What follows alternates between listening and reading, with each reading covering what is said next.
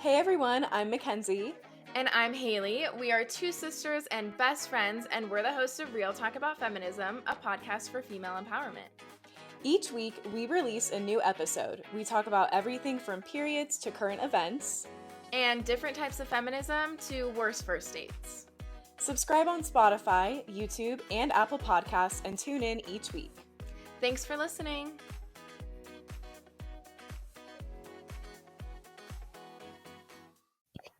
Welcome back to a brand new episode of Real Talk About Feminism. This is episode 38, and today's going to be a good one. We're really excited. Yeah, we're actually very excited for this. I feel like we've had really good topics I do lately. Too. The dreams last week, or 2 weeks ago. Yeah. Interview with Amari. Yeah. So good. So yeah, we're very excited for this one. We are talking about relationships. Yep. And we have two different things that we bring to the table. Haley is single and has been in a few relationships that she's learned a lot of good life lessons from. And I have been married to my high school sweetheart for a little over 2 years. So you're like, way to throw that in there. Yeah, I'm like, way to brag. We can't all be successful, okay? Yeah, so we have really unique perspectives to offer. I had done, I think when it was just me, like the first 3 episodes or something, or first 2, it was first 2. The second one I did was like loving yourself while you're single. Mm-hmm. That was a good one. That was a good one, but like we really want to do a relationship episode because we have such unique perspectives. Yeah. So this will be good. It will be good. First, tell us about your New York trip. So by the time this is released, we'll be leaving in a week. Okay. So we leave the day after Christmas. I have been on a high from planning everything because you know how type A I am. And I showed you my spreadsheet where everything's color-coded, and I did an Excel spreadsheet with everything coded, and there's columns and everything. So I am so excited. We really just have to pack, and that's it at this point. But I will definitely update when we get back. So exciting. It feels so surreal. We were watching a movie the other day, and there was a scene in New York, and the ball was dropping, and I was like, "That is going to be Ken's and Jared this year." Yep, that's actually a dream. Yeah, like, so many people. Yeah, dream. New Year's Day, we're ice skating at Rockefeller Center, and then we're just going to hang out in Times Square and watch the ball drop. That's so fun. I know. I'm so jealous. I know, and I didn't realize this until a little bit ago, but last year, Jared and I were at home and we were watching the ball drop, and I was like, next year we're going to be there. And we are. Yeah, that's so exciting. Totally manifested. Well, we were together last year when the ball dropped. No, we came after. Oh, no, because we did the poppers. You're right. But I remember you guys saying that, and I was like, I'm going to be there too next year. Trying to insert myself in. But I'm not making that happen, so I'm very proud of you guys. Thank you. It's exciting. Yeah, it's really exciting. So fun. So more to come on that. Let's get into the episode. Yeah, let's do it. No other life updates or anything really, so. No. Today's feminist highlight is Annie Easley, an icon. I'll just tell you that, an icon. Get ready for this because it's going to blow your mind. Okay. She was a computer scientist for NASA, and before that, she went to Xavier University, which is in Ohio, somewhere in Ohio. Okay. She studied pharmacy for 2 years. Her and her husband moved to Cleveland, where there was no pharmaceutical school, and she was like, well, I need a job. She saw that the NACA, which is what NASA was before it had the NASA acronym. NACA? NACA. So she saw that NACA needed someone with strong math skills, and she applied. When she was first hired, she was only 1 out of 4 Black people that worked at the lab. Wow. But that didn't stop her at all. She started as a human computer, in a way. She did all the calculations and analyzed all the problems by hand, because computers didn't exist. Right. When computers came along, she became an excellent computer programmer and adapted to the technology. Okay. So, like, when that time came, a lot of people were like, I'm out of here. No, she stuck with it. This is a quote from NASA, actually. They did a highlight on her. quote, she developed and implemented code used in researching energy conversion systems, analyzing alternative power technology, including the battery technology that was used for early hybrid vehicles, as well as for the Centaur upper stage rocket. She Whoa. did all of that. She eventually went to Cleveland State and got her degree in math while she was working full time. And in her whole career, she was really involved in the Speakers Bureau and inspired a lot of students to consider a career in STEM. And she especially was inspiring to girls and minorities. She also held a position as an equal employment opportunity counselor, where she helped supervisors to handle complaints and discrimination issues regarding race, gender, and age. While in this position, her and a coworker made a pact to wear pantsuits to work the next day. And about this experience, she said, quote, it did cause quite a stir, but there was one woman who said, I was just waiting for the first one to wear pants. You know, we took the emphasis off of what you're wearing. It's more like what you're actually producing. Mm. That's what she had to say about that. She retired in 1989 and passed away in 2011. And she is gorgeous. Like, if you see pictures of her, like, she's glowing. Ooh, everyone go and look at the feminist highlight on Insta so you can see the pics. Yeah. Isn't that amazing, though? Like, Yeah. human computer. Yeah. Literally. That made me think of the movie Hidden Figures. I haven't seen it, but it's been on my list. I've seen it, like, I think 3 or 4 times. It's really good. It's really sad just because, like, it's sad, but, like, these powerful women are helping lead NASA, and they're not looked at as equals because they were Black. But it's kind of their story of triumph and how they just stood up for themselves, and it's really cool, and it made me think, like, I wonder if it's based on her or anything like that. I don't know if it is, but it's like it just reminded me of the movie. Mhm. That's amazing. And it's crazy that, you know, not that long ago there was such inequality. Yeah. And it really was not that long ago. No, and like we still have our issues today, but just to even think like that she was like the first Black woman. Yeah, one of the first. Yeah, like that's insane. And it wasn't even that long ago. So good for her, honestly, for being a trailblazer, honestly. Yeah, she was. And like with the pantsuit thing. Yes. Like, that's awesome. I love that's that. That's iconic. Yeah. That is iconic, yes. Yeah, I need to watch Hidden Figures. Yeah. Yeah, we should watch it. We should watch it. So that's awesome. That's fun to learn about someone new. As always, you find the best people, honestly. Okay, so getting into this episode, we're so excited. So yes, like we said, we have unique perspectives to offer on the subject. And so we're just kind of going to get into it. Yep, so why don't you start? We're kind of going to break it up. You'll tell the listeners what you put in your notes. Take it away. Yeah. So I have experienced in the past year very intense heartbreak, and I have learned a lot from it, actually. Even in just a year, I've learned a lot from it, good and bad.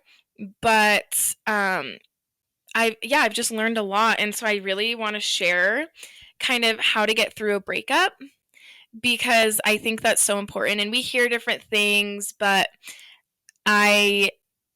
so with this relationship that was going on, it was an on and off relationship.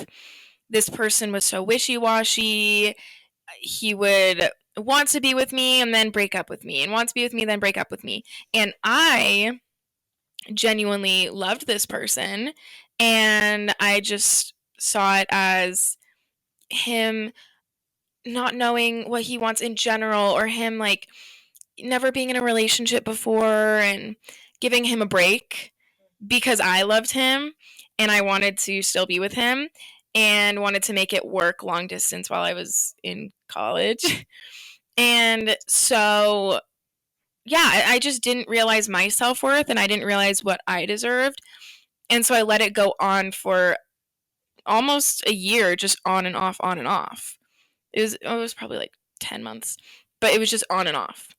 And so I would say that if you're going to break up with someone, or if you have a breakup, then really I know that some people get back together and it works out, but if there's other signs and you're just like, you're not happy, because overall, I had so much anxiety in this relationship because I never knew what he was thinking.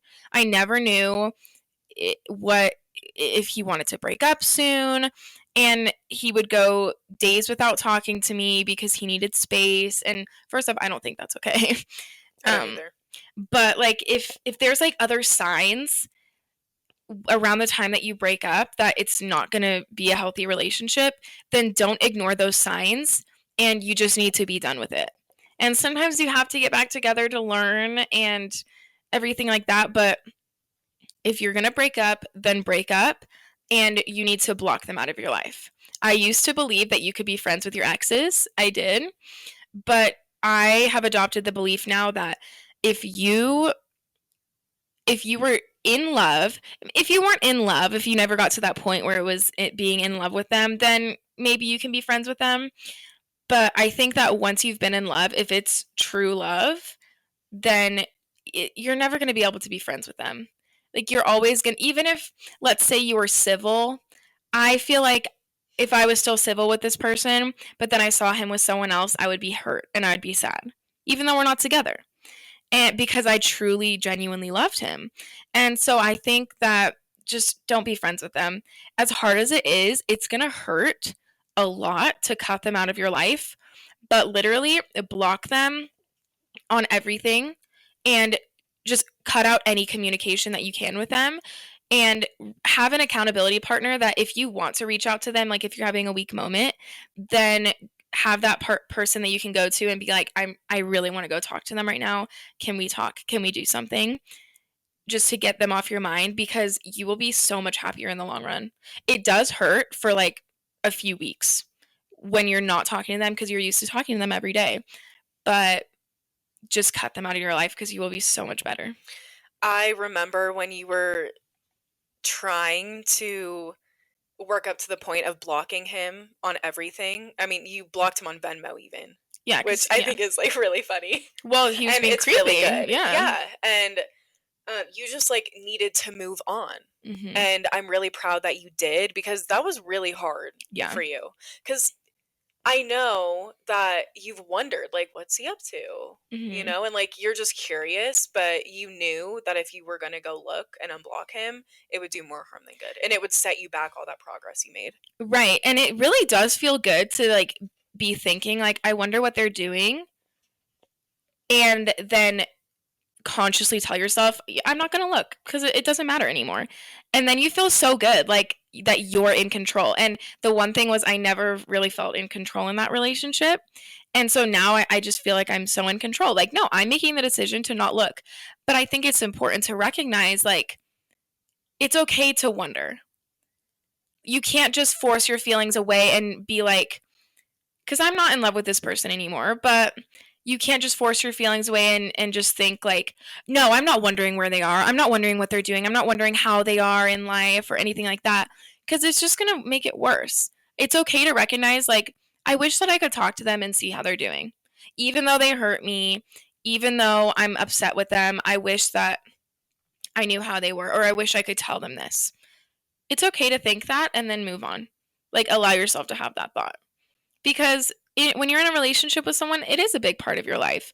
And it's a void that is not, at least in my opinion, if you lose someone that you're in love with, it's a void that you're never going to fill all the way, because your love to that person is unique. And so you can't try and fill that their void with someone else. You have to accept the void and move on. But like, it's always going to be there, in my opinion. That's how I feel.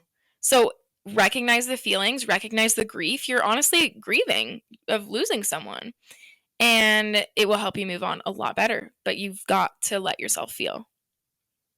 That's really good advice. And just like for anything. Yeah, just so in general. It's really applicable. Mm-hmm. Yeah. I act like I can like relate.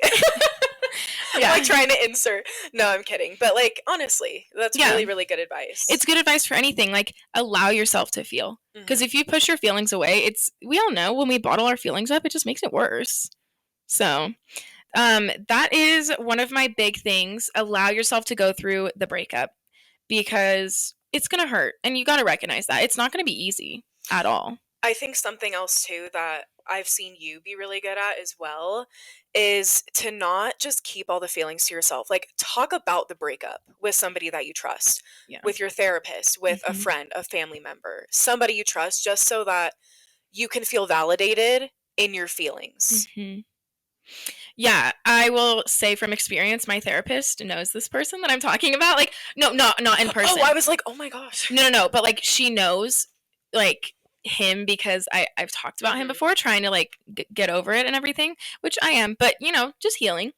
And she'll be like, I'll like tell her things, and she'll be like, oh my gosh, like he really did that to you. I'm so sorry. And like she doesn't like make me feel like, why did you tolerate that for so long? But she's like, that is literally so dumb. And it's just sometimes it's just nice to be like, yeah, it is dumb, right? Yeah. And it is nice. yeah, so yeah, I think that's great advice. Talk to someone that you trust. And if you don't have a therapist, then like talk to a friend or a family member, and just don't Your bottle it up. journal, just get it out. Yes, Talk to your your journal. dog, your Yeah. pet. Yeah, honestly. Or sometimes this is so weird, but sometimes I'll just turn on my notes app, or not my notes app, my record app on my phone, and I'll just talk. And I'll just rant, and I'll act like I'm talking to someone and get the things out that I want to say. I did that on a road trip when I was driving from Idaho to here. You basically recorded an episode. Well, I recorded a few episodes, and I was like, I'm going to release these as personal episodes. And then I never did because they were dumb. But it actually felt so good because it was so good. Yeah. So that's another way. If you don't have someone that you trust, or you don't want to write it down, just talk in your notes app. Go for a drive and just talk out loud. It's not weird. I do that too. No, I mean, it's really not. Yeah. I do that too. Like when Jared and I get in arguments sometimes where we're like, okay, we just need a few minutes to ourselves. Like I've taken Ozzy to the dog park and Mhm. just like walked around with my phone up to my mouth and just talked. Yeah. And then like I go back and I like have clear mind and I feel Mhm. better and I'm like, I got it out. Yeah. So let's talk about it. Especially in that situation where you're in a relationship. Like me, I just say whatever I want because I'm never going to see this person again. But like for you, it's good to talk it out, because sometimes when you're in the heat of the moment, you might say something you don't really mean. Yeah. But if you just talk it out, get it all out, then you have a clear mind and you can be like, okay, I don't mean that. And so I'm glad I didn't say that to him, but now I know what I want to say. Right. It is really helpful. Yeah. Actually. Yeah, that's good. So yeah, that's a good tip for like, you know, if you're trying to heal from a breakup, or even if you're in a relationship, because it's helpful all around. Okay, I feel like I'm going really long. No, it's great. Keep going. Okay. I've just learned so much. I wish that I could like share everything that I've learned, because it's so much. Well, we can do more episodes like this, but I think it's good because you're seeing like what you're not going to put up with and what you Right. deserve. Mm-hmm.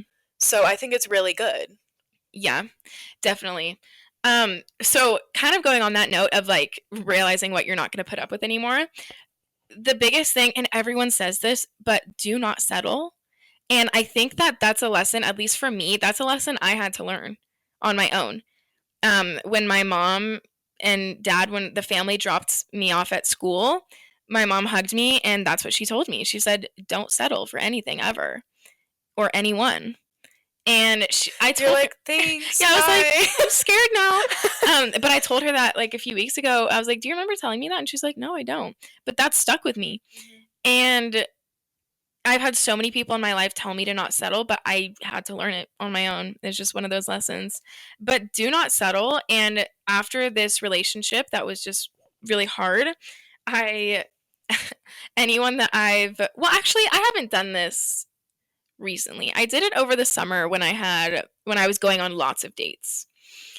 Just, you know, very, very active on the dating apps. yeah. Well, in the dating scene, very active. And so with these guys, I would, if I was like talking to a few, not in a bad way because I was single. I don't want people to think I'm a hoe. But like I would keep a tally. And if somebody, this makes me I know you're looking at me like, It makes me sound really shallow, but it's actually really good. So because it's okay, like when you're single, to be going on dates with people and trying to figure out who Yeah, you like. yeah. And I feel like that's something that society now like doesn't really do. A lot of people will just go on a date with one It's person just and hookup then culture. yes, that's Yeah. exactly what it is. But I actually enjoy going on dates and getting to know people, and I've met some really great people. So, but like people that I'm seriously interested in, during the summer, I haven't done this in a few months, but during the summer, I would keep a tally of things that they did, like if they made me feel happy or something that really like stood out as a good thing, I put like a check mark in my notes app and then or like some symbol. But then if they did me wrong or did something that I was like, I don't appreciate that, or I don't appreciate the lack of communication, I don't like this, then I would make a mark down. And if they hit a certain amount of marks, then I was like, okay, I'm not tolerating that. I actually really like that. As funny as it sounds, it's like It, you're done. no, it does. Yeah. And if people want to think I'm shallow, then you can think I'm shallow. But like, it really did help me because I tolerated so much in past relationships or like past just like talking stages, I guess, that I was like, no, it's fine. It's fine. It's fine. But I made a conscious decision after this end of the relationship. And I was like, no, I'm not tolerating that. And so for me, that was a physical way I could see, like, okay, it's too much and it's too many red flags. So I'm going to be done. I think actually the fact that you haven't done it in a while, Yeah. like, is proof that it worked because Yeah. you're able to navigate your relationships better and know what you want. And like, you've ended, well, you weren't like officially dating these people, but like, Yeah. you've just like cut people off that you were like, no, I'm done. Yeah. And I don't have to explain myself, but I'm done. Yeah. Yeah, and I think that's true because it really shows that like in that little phase, I needed the physical help and I needed to see like I needed to hold myself accountable because I don't ever want to go through anything as bad as that heartbreak again. But now I've learned and I know how to gauge it on my own.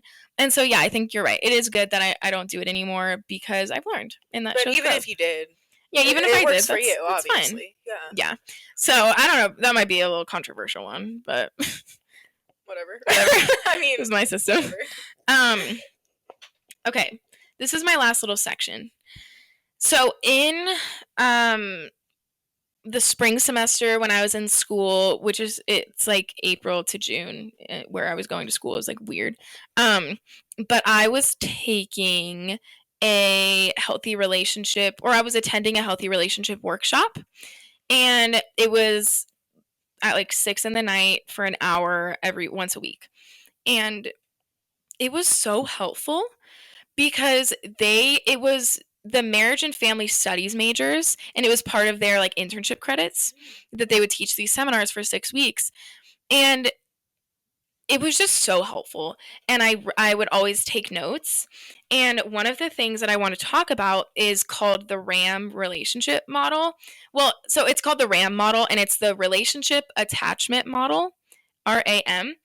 And we're going to post this on the story because it's just very helpful to see the physical thing. But it's basically this scale of a healthy relationship and how it should go. So it's okay, relationship attachment model. So there's these 1, 2, 3, 4, 5. There's these 5 elements: know, trust, rely, commit, and touch. So you should know them more than you trust them. You should trust them more than you rely on them. You should rely on them more than you commit to them. And you should commit to them more than you touch. So that sounds confusing. A little bit. And I'm going to explain it. So it's basically like before you trust them, you need to know about them. You need to know their phases, how they go about their day, how they treat people, how they treat you, how they treat others. So you need to know them, really know them before you can give them trust. And before you rely on them, you need to be able to trust them because you need to know if they're reliable. Right. And you also like, yeah, okay. So yeah, you need to trust them more than you rely on them. And before you can commit to them, you need to be able to rely on them, and you need to know that they're going to be there for you. And then before you do anything physical or, heavily physical, you need to know that you can trust them, rely on them, and you need to be committed. And I really like that, actually. yes, and I think kind of like you said, like with hookup culture, um, a lot of people will just immediately go to the end one, touch, Right. and they don't have any of this in place. And if that's what you want to do and you just want to hook up, then that's fine. But there's a reason why hookups don't last. Right. Because you don't have these foundations. And so it's basically just this model that shows how you're supposed to build a foundation for a relationship. And it's so helpful. And so with this model, it's actually so cool, right? It is. I love like it. Yeah. So with this model, along with that, this whole process of things is supposed to take like at least 90 days. So you should get to know someone for 90 days before you commit to them so that you know their patterns. Because 90 days is 3 months, and a lot can change in 3 months. And at that point, the honeymoon phase is kind of starting to wear off. Yeah, starting to wear off, and like you'll have more opportunities to see how they really are. Oopsies, my alarm to do yoga. That I never do. We all have one of those. Yeah. But yeah, so you should get to know someone for 90 days before you commit to being in a relationship with them.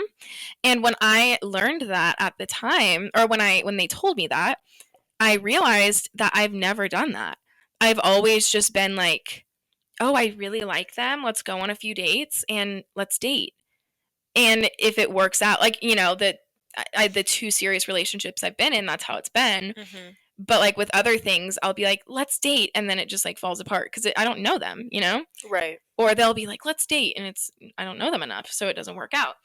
But I genuinely like believe that if you do have that amount of time, then you'll get to know them.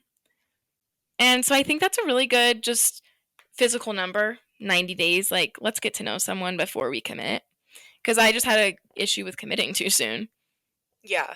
And it's nice for, I think, a lot of people to have a number or a model they can follow. And it's like a little checklist in your head. Mm-hmm. No, totally. Because right now, like, I'm thinking, like, can I trust this person?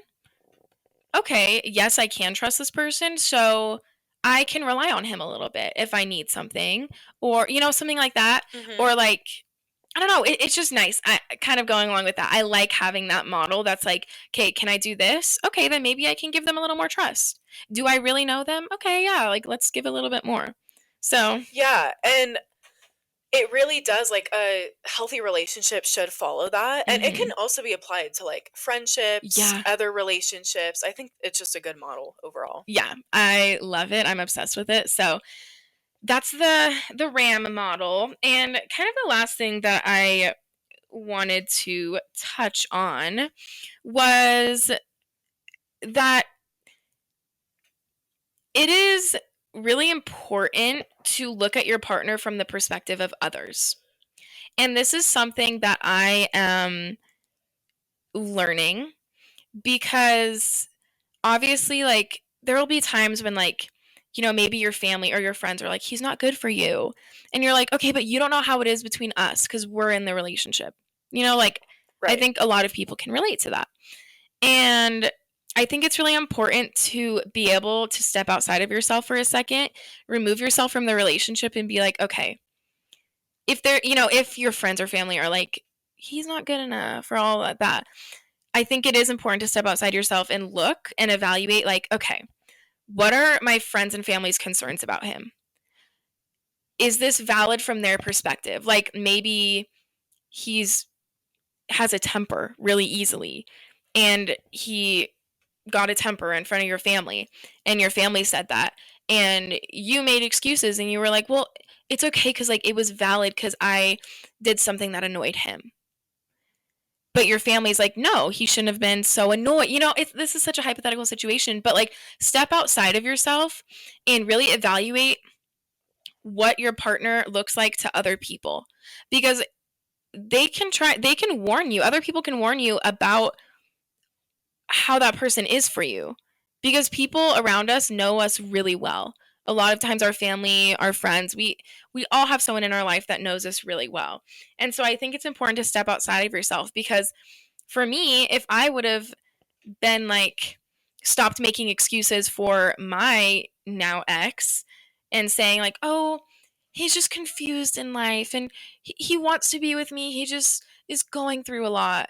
If I would have really taken to heart everyone around me saying, you deserve better than that, you deserve someone who's going to choose you every time, then I could have avoided a lot of heartbreak. So don't involve everyone too much in your relationship. Mhm. That's really important. But if like listen to the concerns that people are saying, because a lot of times it's hard too for those people to bring the concerns to you because they don't want to get into your relationship or get involved or like step on any toes. And a lot of times if people are bringing a concern to you, it's just genuinely coming from a good place. Right.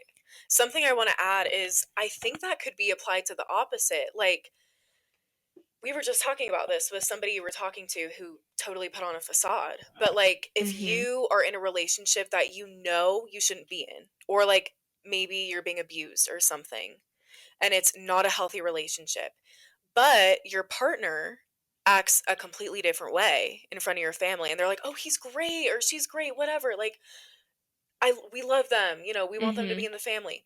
It is important to be able to still step out and take the emotion out Right. and look at the relationship objectively. Right. I think that's really important. Yeah, cuz that's hard. Like Really hard. it's really hard. So, I think that's a really good point. Those are all of my relationship tips as a single girl. I I feel like I'm a thriving single girl actually. You are. You've made a lot of progress. Yes, and I've learned to really love myself because at the end of the day, if you don't love yourself, then you can't love Who someone will? else. Yeah. Yeah. Yeah. Who will? That was so aggressive. Yeah, but if you can't love yourself, then you can't love anyone else. So take the time, love yourself, and really focus on the key aspects of a healthy relationship. Yeah. That was really good. You made some really good points. Thank you. And like if you're in a relationship or you're married, like I learned some things that I can take away Mhm. and I can like kind of work to fit my relationship, but Yeah, some really good points made. thank you. I don't have as much as Haley, but I do have some really great points I want to make. And like I said, we could do another relationship episode on like a different aspect. Yeah. Because like there's a lot about like married life and stuff I Yeah, could there's share. we're like kind of jumping around to different things that we could Yeah. totally do more topics on. Yeah, for real. So I want to focus on maintaining independence while being married or in a serious relationship. If you're committed to somebody, it is really, really important. And it's something that I've learned as I've gotten older. Mhm. Jared and I have been together since we were in high school. And obviously, like high school relationships, like it's so different when you're out in the real world and you're married. Like there's Yeah. so many things that we're like, remember when we used to do this? And then we just laugh because it's like, yeah, that was like so high school. Yeah. But it really is independent. It really is independent. It really is important because you need to be able to have time to foster your independence and be by yourself and like be okay with being by yourself. Mhm. And then you can come together Yeah. and it's great. And a lot of times when Jared and I do that, like it's actually better. Our time together is actually better. Yeah. So to start out, I think it's important that both people in the relationship have their own hobbies and some that you enjoy together. Yeah. But like for example, like I like to do the diamond painting that we recently discovered. I Mhm. like to paint, I like to tend to my plants. Like I have my own things and Jared has his own things.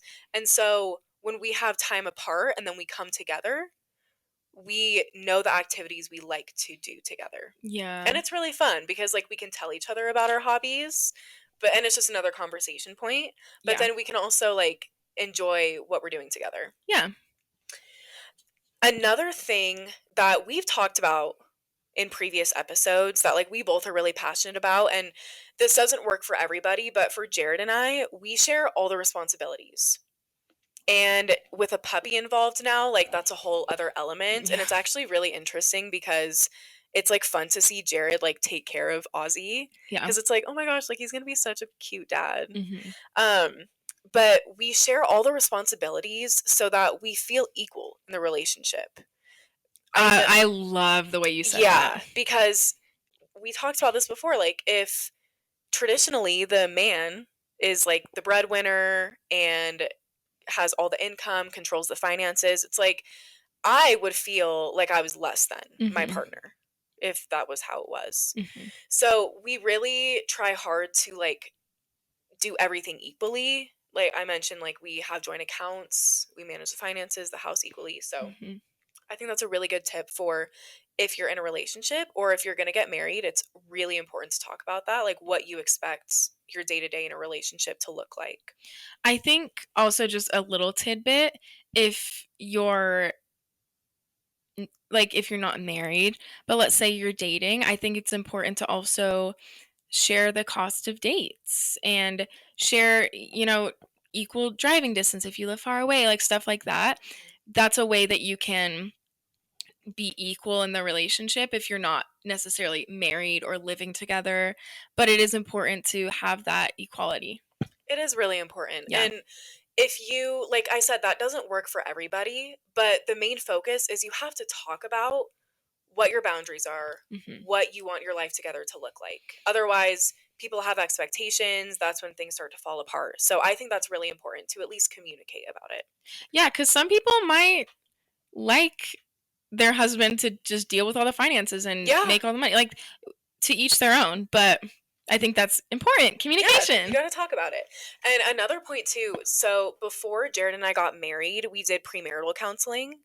And that was something we talked about. And I think if you're going to get married, you definitely need to do it because it's not anything bad. Like you're Mhm. literally just discussing what you want your life together to look like. Mhm. And it's nice to have somebody to moderate the conversation and like kind of dig deeper into more than the superficial like, "Oh, well, I want to make dinner together every night." Mhm. Like that's not really digging deep. Yeah. Um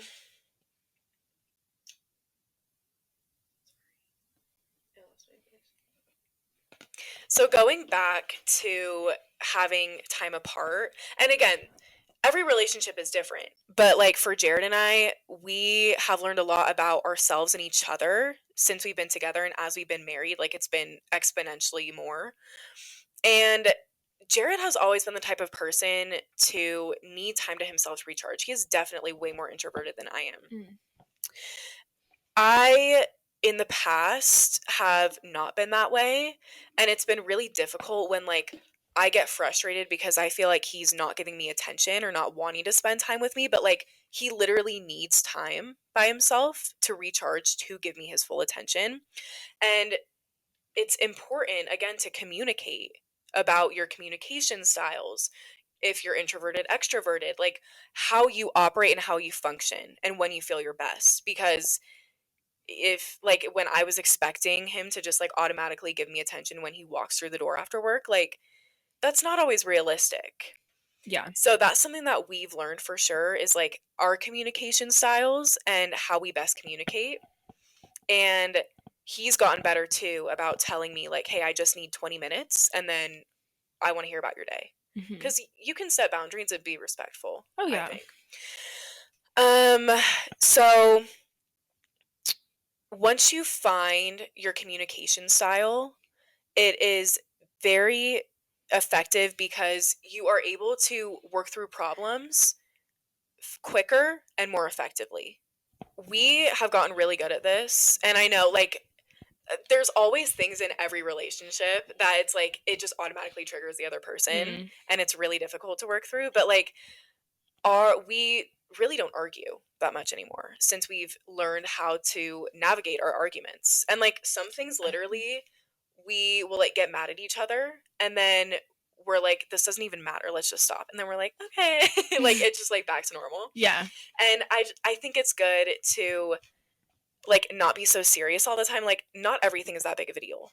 And we've literally asked each other like when we're in an argument like is this going to matter tomorrow, is Mhm. this going to matter in a year? Yeah. Usually the answer is no. Mhm. And that's been really helpful for us. I've also seen people on TikTok that will do like something hilarious like during an argument, they'll like dance or something, and I think that's a really good tip. We haven't done that, but I think that's really funny. Yeah. Another thing that I found in our marriage is when we're practicing the habit of like realizing when we need to do our own personal self-care and when we just need like a few minutes to recharge before we have the span to give our partner all the attention that Mhm. we can. Our time together is way better.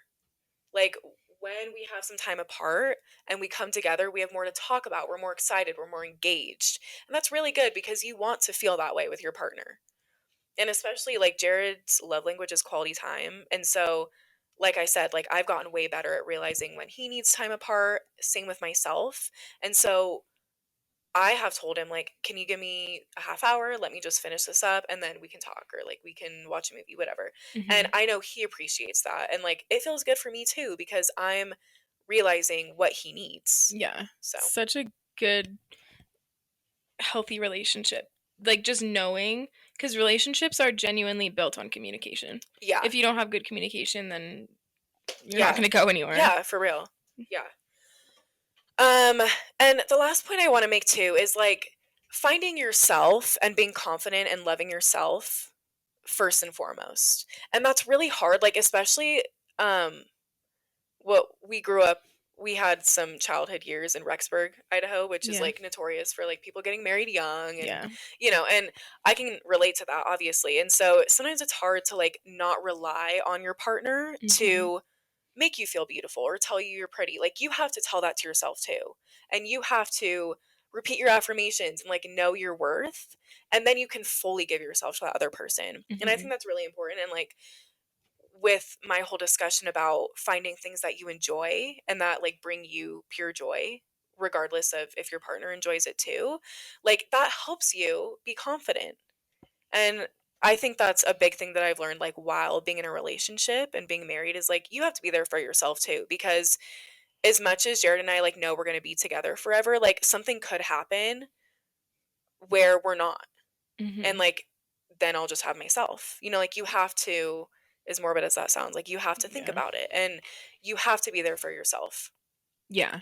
I think like that's the main theme of what you were talking about. Just you have to be solid on your own too. Mhm. And then you're stronger together. And I think that's the interesting thing about when you do get married so young because like you got engaged when you're 18, almost 19. Yeah, that's insane. That feels like so long ago. That's literally 2 years younger than I am right now. Yeah. Put yourself in there. That's insane. Um, but you got married when you were 18, and when you're 18 and you had just finished a year of college. Was I 18 or 19? No, you were 18 because you turned 19 and then you got married. You turned 19 this summer, you got married. Yeah. So okay. Yeah. So, but when you're 18 years old, like you're just figuring yourself out. Mhm. And even now I'm still figuring myself out. You're still figuring yourself Yeah. out. And so when you do get married young, I think it's hard and in friends that I have who their relationships have failed because they've gotten married so young, I feel like that could tie into it that you rely on your partner too much. But then like what happens if something does happen or Right. or you're not solid on your own. And so I think that's really important. And I think that's actually a really good tip. And that's something that I can work on now, just continuing to build myself up and knowing how I am as a person so that when I'm in a relationship, I can give them what they need and also be solid on my own. Yeah. I agree. It can be applied to like even if you're single, like with your Mhm. things that you were telling us. Mhm. That was so awkward. What the things you were telling us? Things. What you were talking about, like it can be applied to like Mhm. any stage of life that you're in. Yeah. Yeah, but like I think the main thing of the theme of this episode is just like find yourself and Yeah. find what you enjoy and love yourself. Yeah. Yeah. Yeah, whether you're single, married, dating, Engaged, not interested. It's Yeah. okay. Yeah, and the theme is just find yourself. Yeah. Amazing. Yeah. Those are really helpful tips. I think it's interesting to talk about these things with our different perspectives. And so I hope that you guys enjoy it too. And if you guys have any tips, then please let us know because if we don't have enough content to do a whole episode, then we can post them on the tips on the stories, like anything like that, because just all of our life experiences together, we can share so much advice, and I think that's great. So yeah, good job. Yeah, a lot of really good stuff. You too. That was great. Yeah. Yay. High five. All right. Well, that was episode 38. And we won't be releasing an episode on the 26th, but we will be back on January 2nd of 2022. Ooh, wow. This is like the last time you guys will hear our voice or our voices in 2021. That's insane. Crazy. This year flew by. It really did. So we hope that you guys have a Merry Christmas and a Happy Holidays, Happy New Year, because we will be speaking to you guys on January 2nd next. So see you guys in 2022. Bye. Thank you so much for listening. If you enjoyed this episode, please share it with a friend, and please rate and review this podcast wherever you're listening right now. And go follow us on Instagram. You can find us at Real Talk About Feminism. And you can find us on all of our other platforms if you click the link in our Instagram bio. Thank you guys so much for listening to Real Talk About Feminism.